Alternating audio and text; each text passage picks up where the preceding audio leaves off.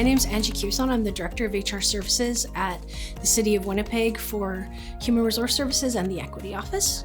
The Awareness and Action series actually came from our first anti-racism event back in 2021. It was an idea that came from one of our team members in corporate HR services, but it really was a launch pad to ongoing education. What we found really important about 2021 was that EDI wasn't about one and done or one event and then you check a box.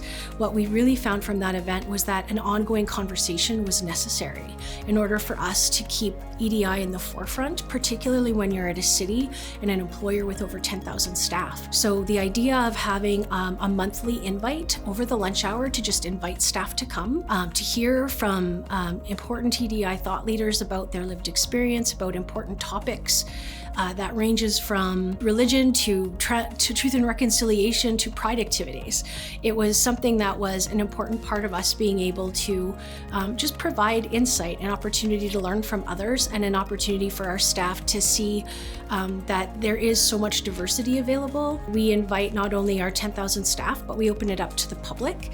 And it has been so well received that we now have many of our partners in the community, as well as in other parts of business, that are using it as mandatory learning. I think the important pieces that come from it is about individuals being able to just learn from somebody new, someone they would normally not have the opportunity to hear from.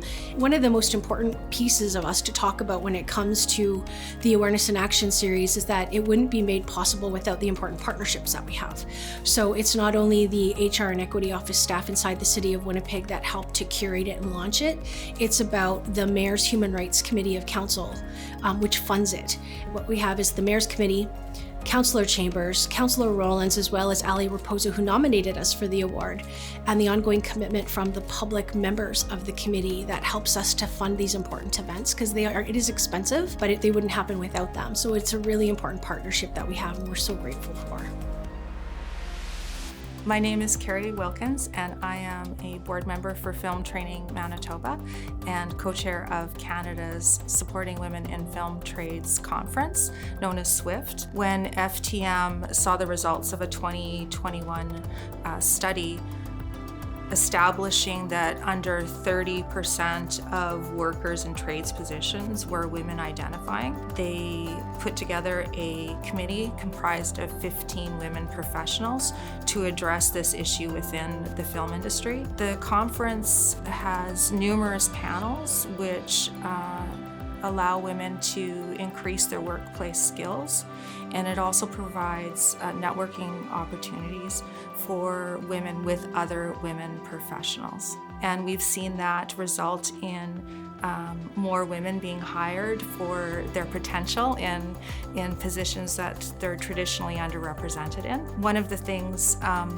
that we've experienced is rapid growth, both with attendees, sponsorships, and industry partnerships, which speaks to the value of this program for the film industry. I think seeing women in a group at the Canada's SWIFT conference is allowing us to reframe ourselves within the trades community in the film industry. The opportunity to network with each other is giving the younger and emerging film tradespeople some key learnings on how to advocate for themselves within our industry.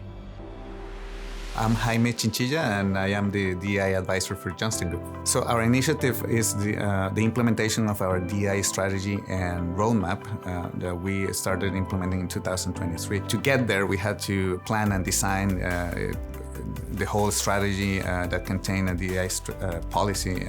But before that, there was an honest and authentic effort by the company in advancing diversity and inclusion. They had formed their own DI committee, spearheaded by employees themselves. They had hired a consultant on diversity and inclusion, and they even went all the way up to getting their own HR audit, which showed them a lot of issues they needed to work on. All of that resulted in hiring a full-time resource for diversity, equity, and inclusion, so we could continue advancing now formally and in a more structured way the diversity and inclusion efforts for Johnston Group.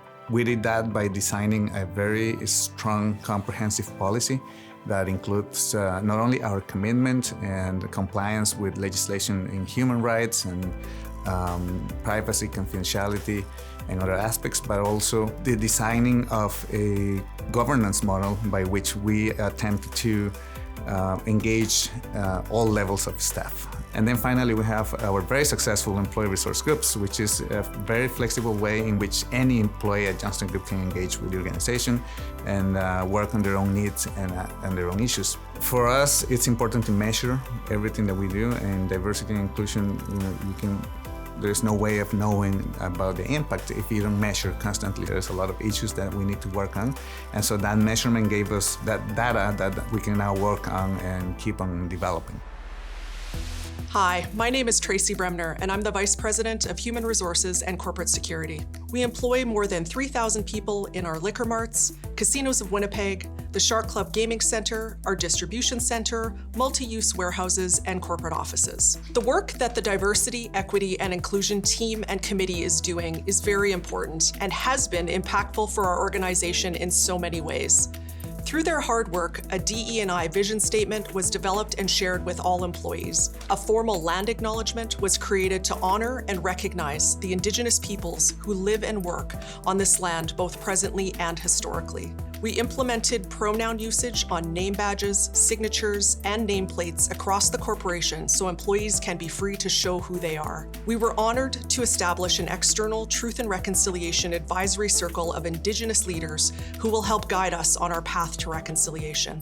Our executive and senior leadership team is deeply committed to DE&I and continue to support and promote these initiatives within our divisions. Hi, my name is Melanie Larner, and I'm the Director of Recruitment, Development, and Inclusion here at Manitoba Liquor and Lotteries. There are many initiatives that inspired this nomination, but if I had to pick one, I would say it is the establishment of our Diversity, Equity, and Inclusion Committee. Our small department of 3 has always had these big, exciting ideas and goals, but more importantly, we had a vision that DE&I would become much more than just events or training sessions, that it would become an integral part of the culture at Liquor and Lotteries, where all employees would feel free to bring their whole authentic selves to work without fear of judgment, and where diversity is celebrated and seen as a strength. And today our committee is comprised of approximately 60 employees from all areas and levels of the corporation.